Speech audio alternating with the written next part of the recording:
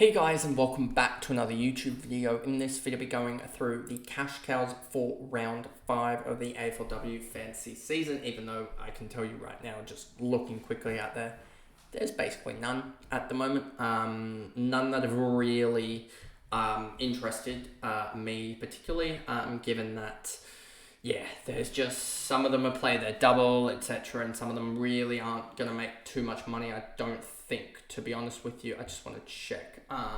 One of them, Western Turner here, she scored a 51 though, and no wonder she kicked 2 goals. That's why she is going to probably make some cash in the end, but she's even not that going to probably generate as much. So yeah, there's not much cash generation probably going to happen. So yeah, there may be some interesting options that go down the route of just to try and generate some cash, but yeah, it's going to be an intriguing double game week, I would say, to just try and generate some cash in a way, probably, but also get some scores and something or other like that. But anyway, let's just jump into the video here.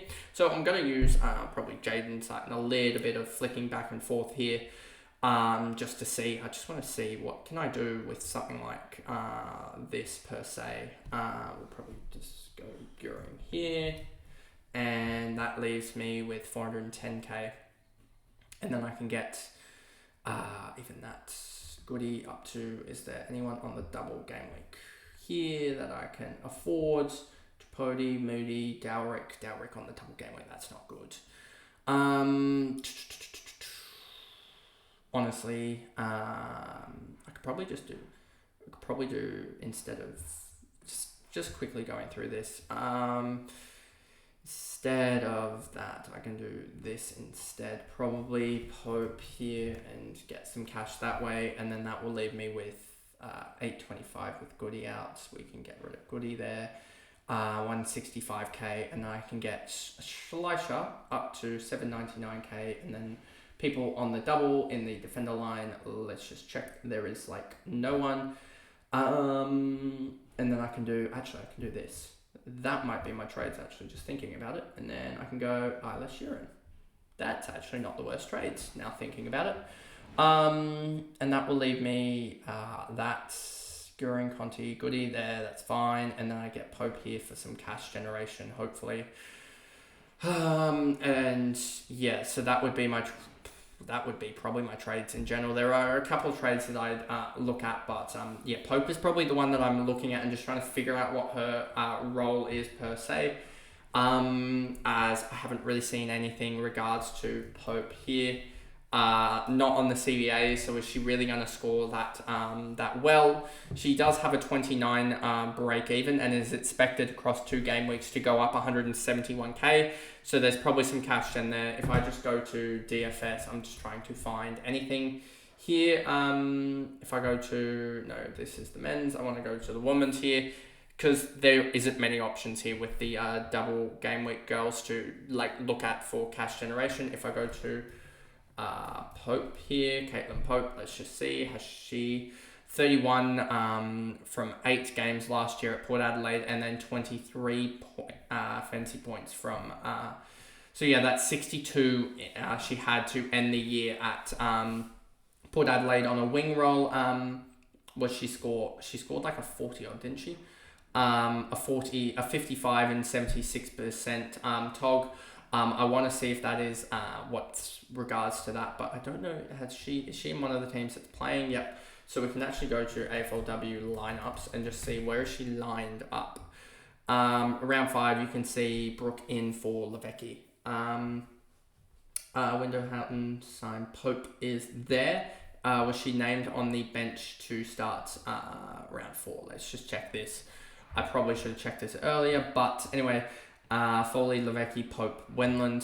So yeah, she was named on the bench. I don't know if we'll get any DFS updates for positioning for that, but yeah, she seems like one that could generate some cash. She wasn't named in any centre bounces or anything, as you see here with Jaden's website there. You can see she wasn't named in centre bounces. I don't know if he has any other anything else there. But yeah, she wasn't named in anything. So she's one that could be interesting for the double game week to gain some really good cash there. Feidler, Pop Kelly here is 850k, probably going to generate some cash, but not really a rookie. Fidler, that she's going to generate a lot of cash. Trotty we'll get to in the trade targets. Bodie, no. McNamara, no.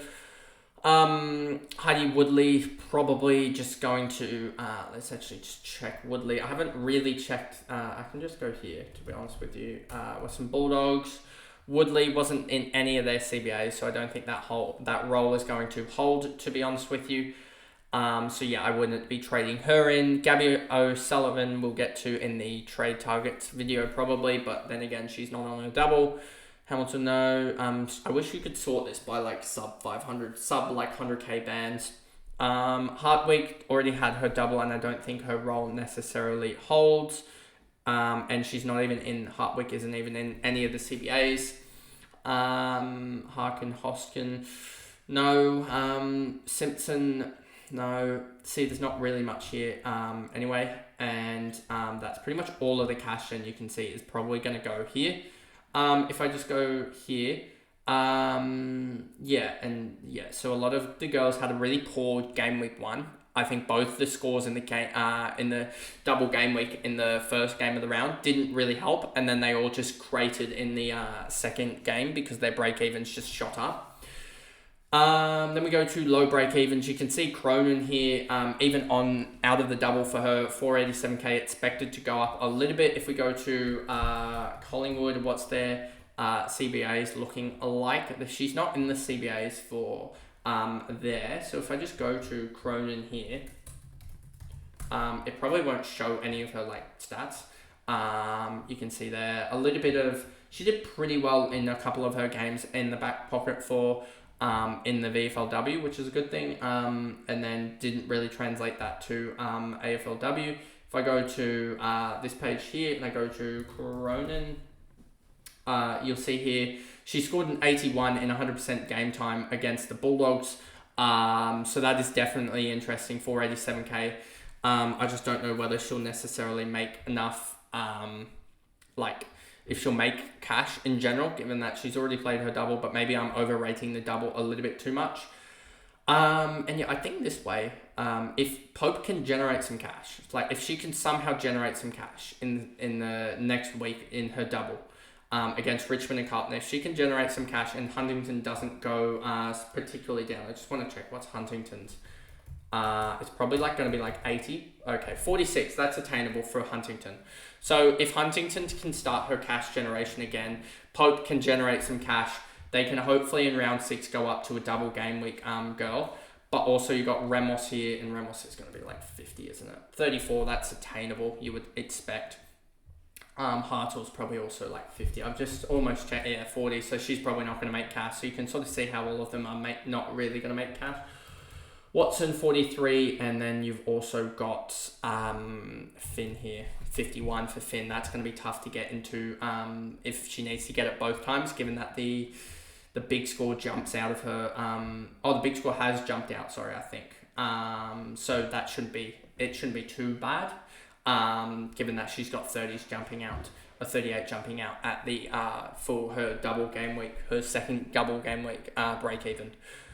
So, having said all that, I just don't think this is the week for cash gen. There's just nothing, and I think this sort of happens as well with the men's. We don't get anyone.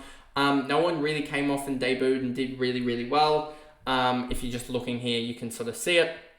You would say Fidler, but then again, are you really changing out of any of these girls to get Fidler or anything? So yeah, we'll see with regards to that. But that pretty much is the Cash Cows video. There's not much else I can really go through. Like, you have Kimber and stuff like that, but she scored a 32. Like, are you really jumping on her or anything like that? So I think you'll want to jump on these like 480, 470 girls this week, because there's no one in that sort of 380 to 420k range that are really looking at and you're going, I want to grab that. Like, let me just show you. 100k, yeah, that should help. And yeah, you just see here, if we just go to this sort of 330 to 380k, you'll see Miller and Adams. Adams didn't even get selected. I was talking about her last week. Weston Turner, I don't think she'll back that up. And then you have Georgia Clark here, 351k. And just looking through here, Van Loon, 358. Yeah, there's just no one here that I'm really liking the look of. But anyway, that is the video there for the cash cows. And if you did enjoy the video, remember to like and subscribe, turn the notification bell on so you know when I upload, and I'll see you guys in the trade targets video. Bye guys.